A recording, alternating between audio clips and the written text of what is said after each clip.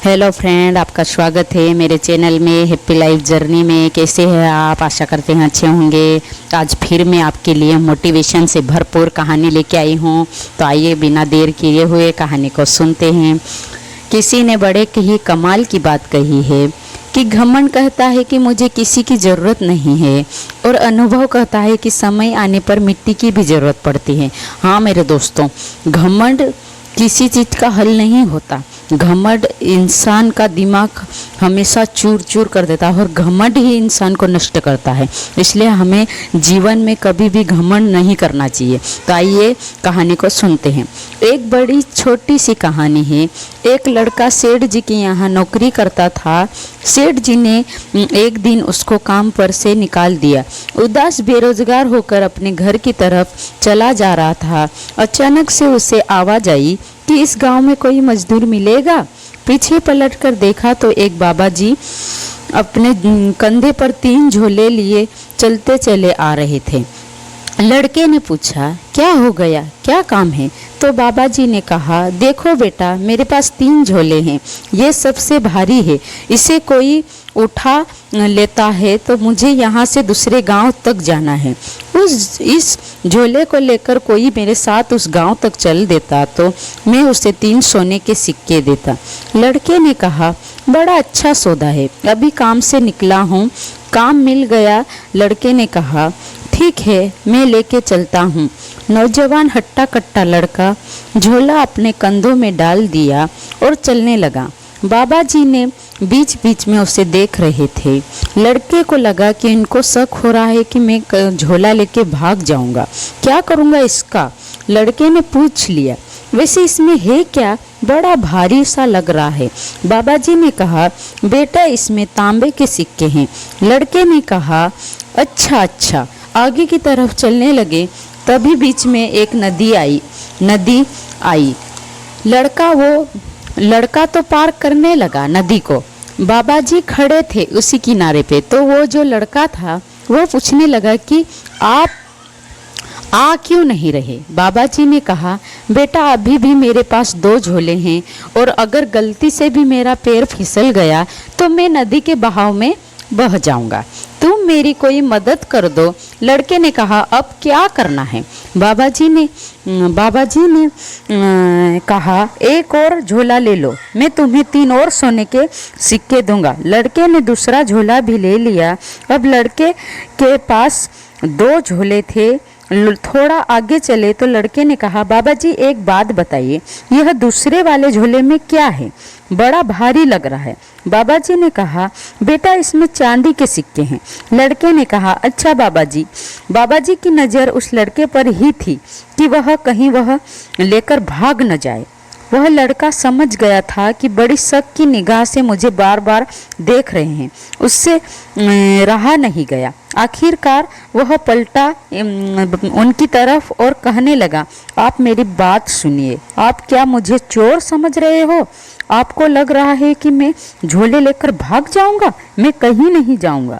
मैं जीवन में ईमानदारी निभाई है, और आज मुझे नौकरी से निकाल दिया गया क्योंकि सेठ जी मुझे कह रहे थे कि पैसों में हेर फेर कर दो।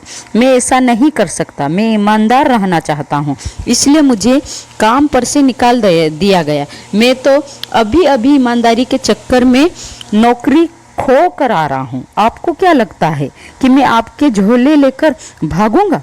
वो बुजुर्ग हंसने लगे कि नहीं, ऐसी बात नहीं है।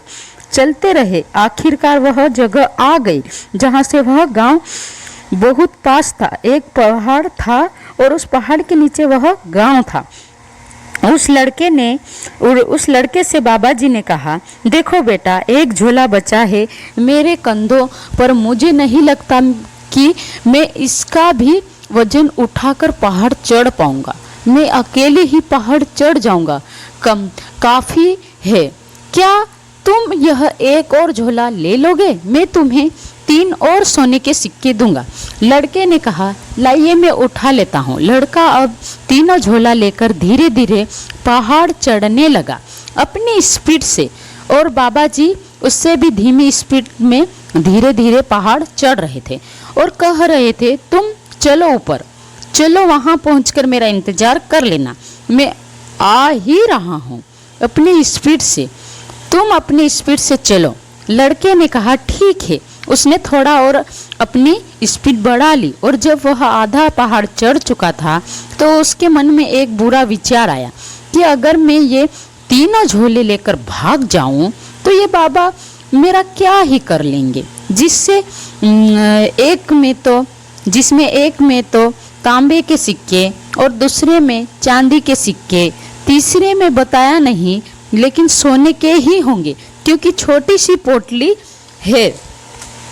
अगर मैं तीनों झोले लेकर भाग जाऊं तो ये क्या कर लेंगे, ये मुझे पकड़ भी नहीं पाएंगे, इनको पता भी नहीं चलेगा कि कहाँ चला गया। ये बुरा विचार उसके मन में लगातार चलने लगा। लड़के से रहा नहीं गया, वह दौड़ने लगा और दौड़ते दौड़ते इतना दौड़ा कि सीधे घर जाकर अपने घर पर रुका। तीनों झोले ला करके रखे और उसकी पूरी उम्मीद थी कि जो सबसे छोटा है उसमें तो सोने के ही सिक्के निकलेंगे। उसने सबसे पहले बड़ा वाला झोला खोला, पत्थर ही पत्थर भरे हुए थे। दूसरा वाला खोला, उसमें भी पत्थर ही पत्थर थे और तीसरे वाले में भी पत्थर थे। बस फर्क यह था कि एक में सबसे ज़्यादा, फिर कम और सबसे कम।